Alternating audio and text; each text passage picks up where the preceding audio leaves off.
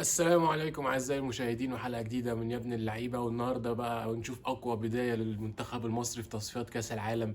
في أول مباراتين بأول فوزين و6 نقط، والفرق اللي قدامك كمان أهو في أول جولة بيخسروا نقطتين كل الفرق. فيعني حاجة كويسة جدا إن احنا نقدر نفوز بأول مباراتين. والنهاردة بقى مباراة رخمة جدا على ترتان، ويعني نجيلة صناعي والجو حر يطلع لك سهط من الأرض كمان، والجو مش حلو خالص. ونقول النهارده الحمد لله ان مفيش لعيبه اتصابت، لان دايما النجيله الصناعي دايما بتبقى يعني بتعرض اللعيبه لاصابات. فيعني اول مكسب لينا النهارده ان الحمد لله اللعيبه كلها طلعت بدون اصابات. الجوله حتى يعني في التصفيات اوروبا النهارده بنشوف يعني اصابات بالجمله، يعني هالاند اتصاب وفينيسيوس جونيور اتصاب. فالنهارده يعني الحمد لله ان احنا طلعنا بدون اصابات.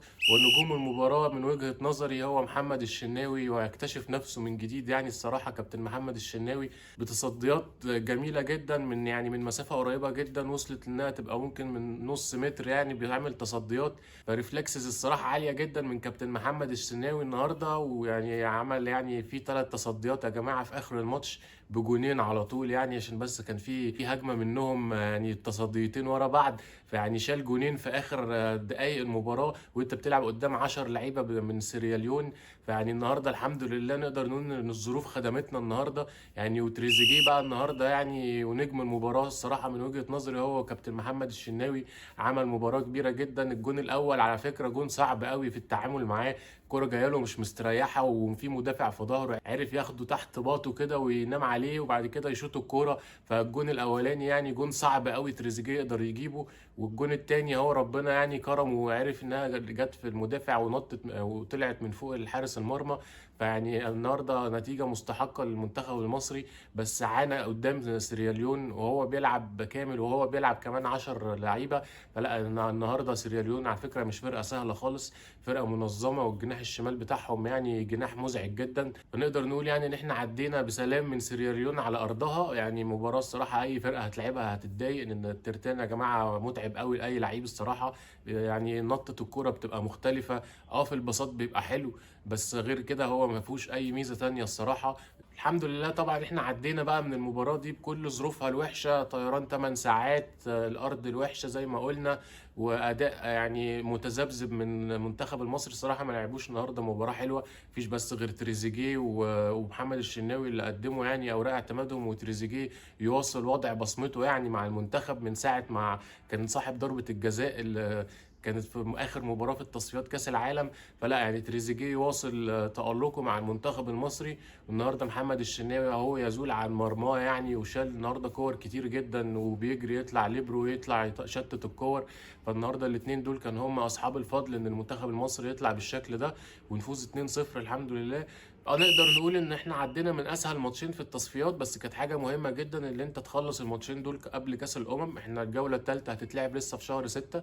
فلا يعني كويس ان اللعيبه يعني تحاول تحافظ على نفسها ويلعبوا مع بعض كتير الفتره اللي فاتت دي. فدي حاجه كويسه نقدر نبني عليها الكاس الامم بقى، اللي هي هتبقى يعني البطوله الاصعب لينا في الفتره اللي جايه.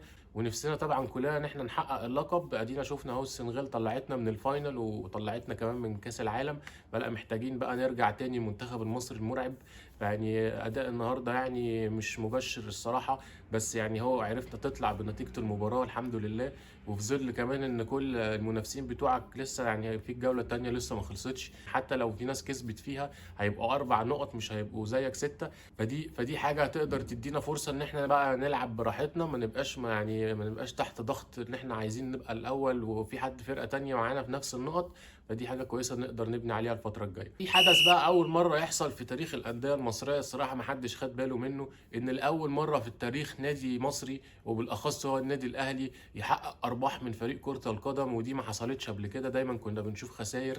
فدي اول مره تحصل. يعني الميزانيه اللي النادي الاهلي اعلن عنها للجمعيه العموميه، يعني صارف على الفريق اكتر من 800 مليون، والايرادات اكتر برضو من 800 مليون. الفرق ما بينهم في فائض 19 مليون جنيه. فدي حاجه الصراحه تتحسب لمجلس الاداره، ان هو اول مجلس اداره داخل الدوري المصري وداخل مصر كلها يعرف يحقق ارباح من فريق كره القدم. ويدي بقى الدليل للناس ان هم ازاي يحققوا ارباح من فريق كره القدم. اللي انت يا باشا لازم تفوز بكل البطولات وتجيب اعلى رعايه وتجيب كل ده، ان انت بطولاتك ما بتديش للاسف مكافآت عاليه. يعني عندك الدوري المصري ما بيديش مكافآت عاليه خالص. بطوله كاس مصر ملهاش مكافآت تماما. وكاس الرابطه برضو يعني لحد ما يعني بتدي تقريبا 500,000 او 600,000، فحاجه لا تذكر يعني في ظل المصاريف الضخمه اللي بتتصرف على الفرق. فلاول مره في التاريخ النادي الاهلي يحقق ارباح من ميزانيه كره القدم، فدي حاجه الصراحه تتحسب لهم. ولازم نشيد بمجلس الاداره اللي قدر يوفر الفلوس دي كلها لفريق كره القدم، وقدر يصرف اقل منها بالصفقات، بالمدربين، بمرتبات اللعيبه. المرتبات ومكافآت اللعيبه عدت ال 500 مليون جنيه.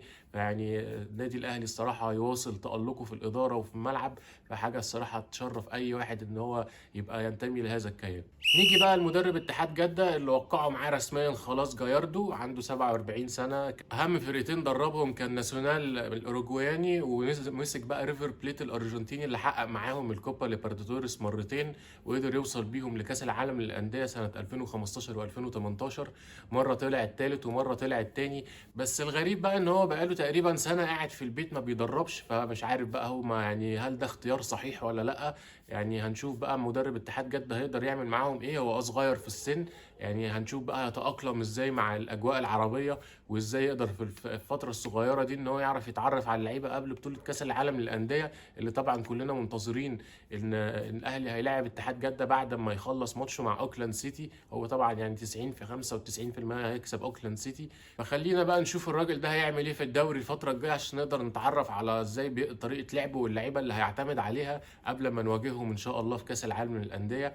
فلو عجبك الفيديو يا ريت تنزل تخبط اللايك وتعمل لنا سبسكرايب وتفعل الجرس عشان يوصلك كل جديد. سلام.